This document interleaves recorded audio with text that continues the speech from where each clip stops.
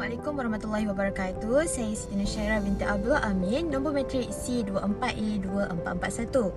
Saya akan membentangkan pendahuluan tentang tajuk isu LGBTQ adalah salah sebuah isu yang sangat sensitif untuk dibincangkan dan bukan menjadi norma dalam kalangan budaya masyarakat timur. Huraikan isu LGBTQ ini dari sudut pandang anda sebagai salah sebuah anggota masyarakat yang membentuk budaya masyarakat berkenaan. LGBTQ merupakan singkatan kepada lesbian, gay, bisexual, transgender dan queer, iaitu istilah yang merujuk kepada individu yang mempunyai orientasi seksual atau identiti jantina berbeza daripada norma tradisional. Dalam konteks masyarakat timur, konsep ini dilihat bercanggah dengan fitrah manusia seperti yang ditetapkan oleh agama dan adat, yang menekankan hubungan antara lelaki dan perempuan dalam kerangka perkahwinan dan institusi keluarga. Oleh itu, LGBTQ sering dianggap sebagai satu bentuk penyimpangan daripada nilai moral yang telah diwarisi sejak turun-temurun. Isu LGBTQ semakin mendapat perhatian dalam perbincangan sosial di peringkat global dan tempatan, termasuk dalam masyarakat timur yang terkenal dengan pegangan agama dan adat yang kuat. Dalam beberapa tahun kebelakangan ini, laporan media dan perhatian umum menunjukkan peningkatan perbincangan serta pendedahan berkaitan isu LGBTQ, terutamanya melalui platform media sosial.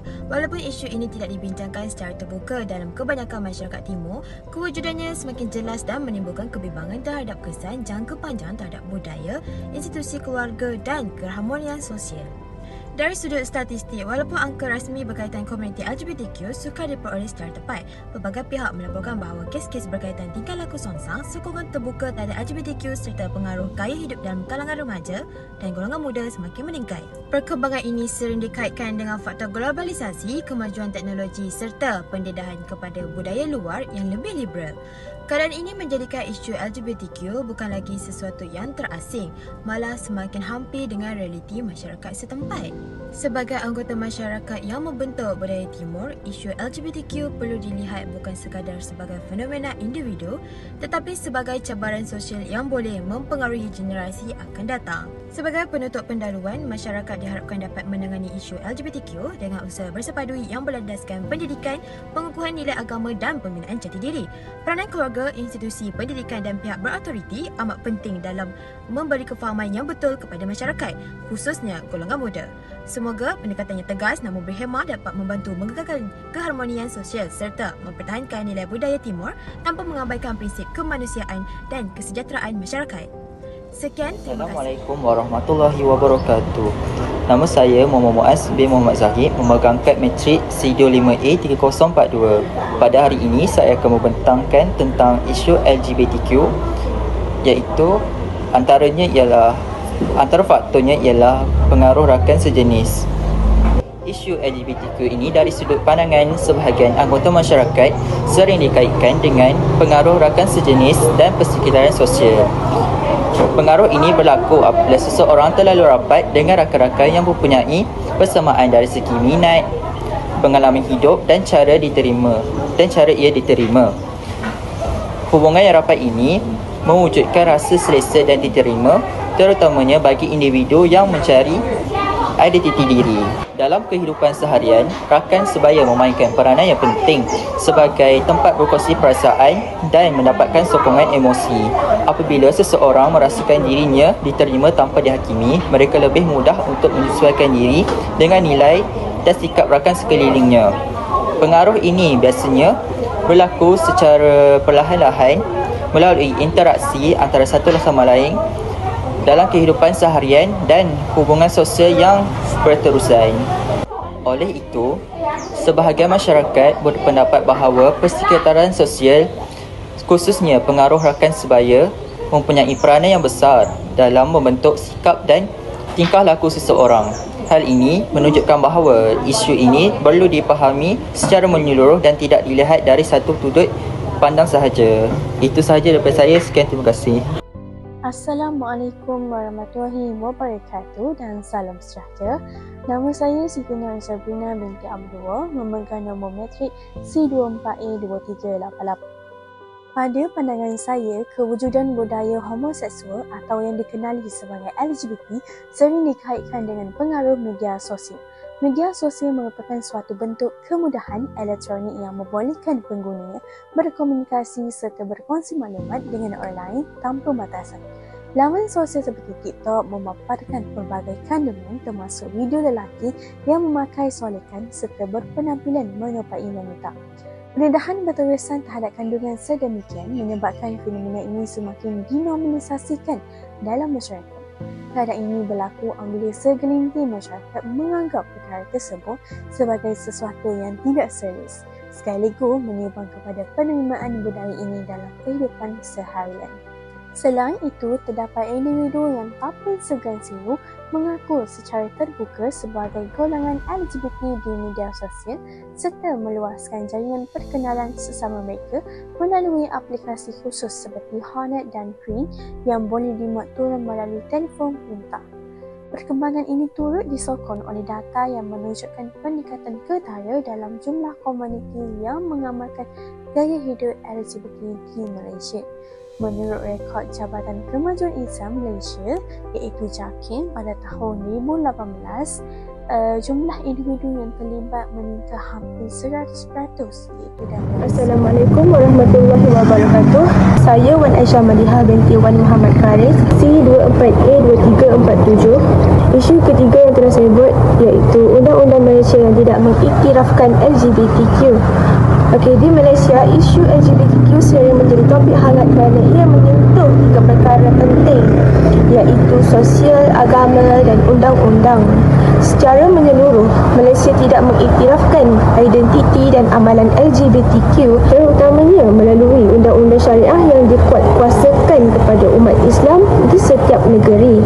Kita akan fokus kepada salah satu aspek penting dalam enactment syariah iaitu larangan terhadap lelaki yang menyerupai wanita. Larangan lelaki menyerupai wanita dalam kebanyakan enactment jenayah syariah negeri di Malaysia terdapat peruntukan khas yang menyatakan bahawa seorang lelaki dilarang menyerupai perempuan sama ada melalui pakaian, tingkah laku, penampilan ataupun perbuatan secara jelas yang menzahirkan identiti gender yang berlawanan. Walaupun peruntukan ini berbeza sedikit mengikut negeri, intinya tetap sama, iaitu lelaki tidak boleh berpakaian seperti wanita, lelaki tidak boleh berkelakuan seperti penampilan wanita ataupun tingkah laku yang membawa kekeliruan. Dalam konteks syariah, larangan ini merujuk kepada konsep tasyabuh iaitu perbuatan menyerupai jantina yang berlawanan. Undang-undang ini berpaksikan ajaran Islam yang menekankan pemisahan identiti jantina yang jelas. Islam menganggap perubahan atau penyerupaan jantina tanpa sebab yang dibenarkan sebagai sesuatu menyalahi fitrah dan boleh membawa kekeliruan dalam masyarakat. Selain itu, undang-undang ini juga bertujuan untuk mengawal perbuatan yang boleh membawa kepada aktiviti yang dilarang, termasuk pergaulan bebas, eksploitasi seksual dan perbuatan yang dianggap bertentangan dengan syariah. Dalam sesetengah negeri, larangan ini turut merangkumi perbuatan seperti memakai pakaian perempuan untuk niat menarik perhatian lelaki atau berada di tempat awam dengan penampilan yang boleh menimbulkan fitnah. Oleh itu, enakmen syariah di Malaysia memainkan peranan penting dalam mengawal isu LGBTQ dalam kalangan Muslim, khususnya melalui larangan lelaki menyerupai wanita.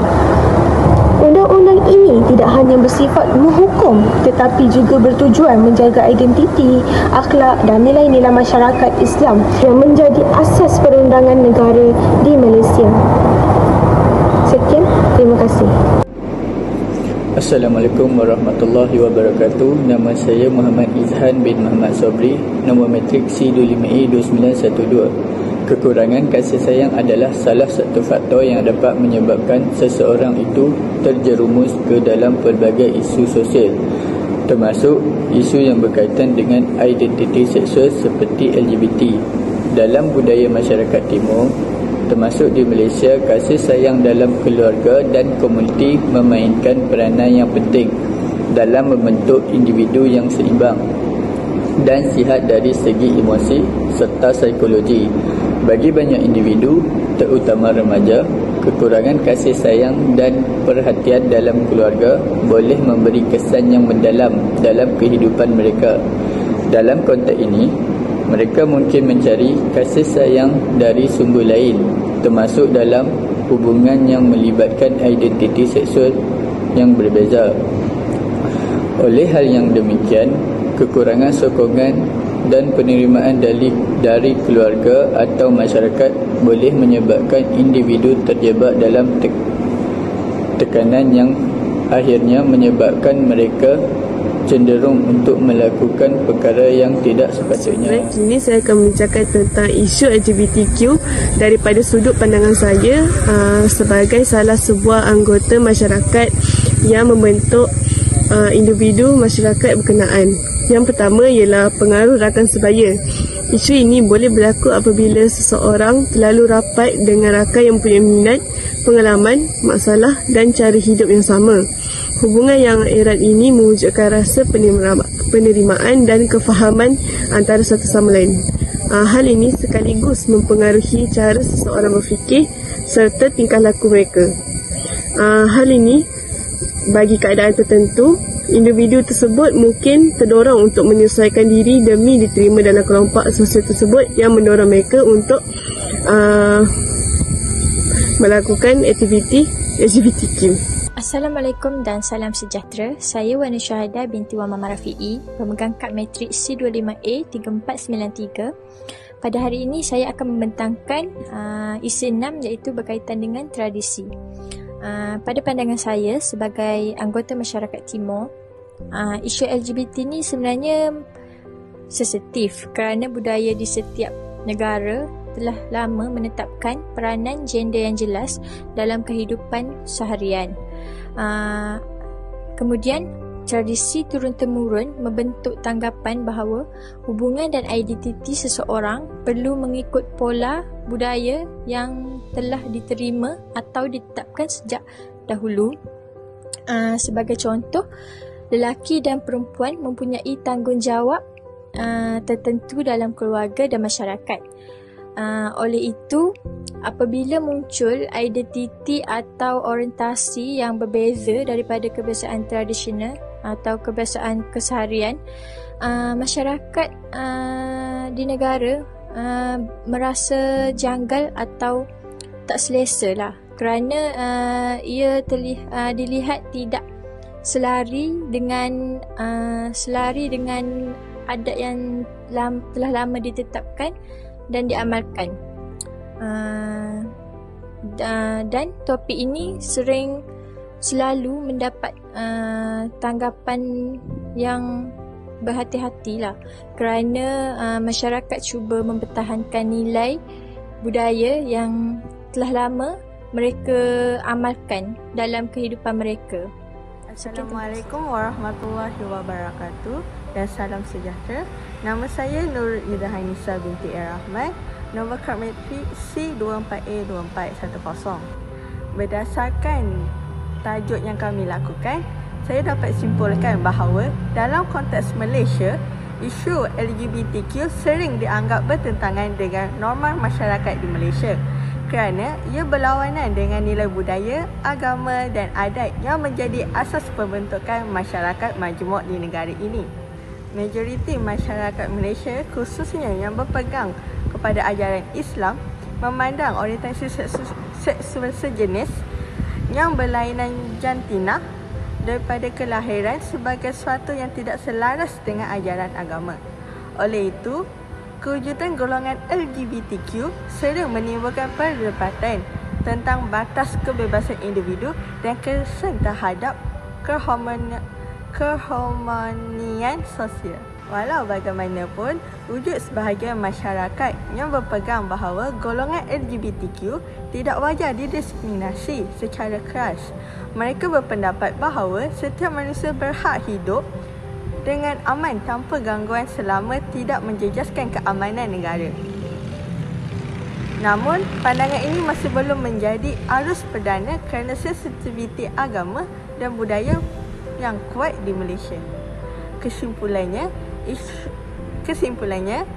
Isu LGBTQ di Malaysia tetap menjadi perbincangan hangat kerana ia berkait rapat dengan agama, budaya dan nilai masyarakat. Walaupun wujud pendapat yang berbeza, masyarakat perlu menangani isu ini dengan bijaksana agar keharmonian sosial terus terpelihara. Sikap saling menghormati, mematuhi undang-undang serta kesedaran terhadap kepentingan nilai masyarakat merupakan asas penting dalam memastikan Malaysia kekal aman dan sejahtera. Sekian, terima kasih.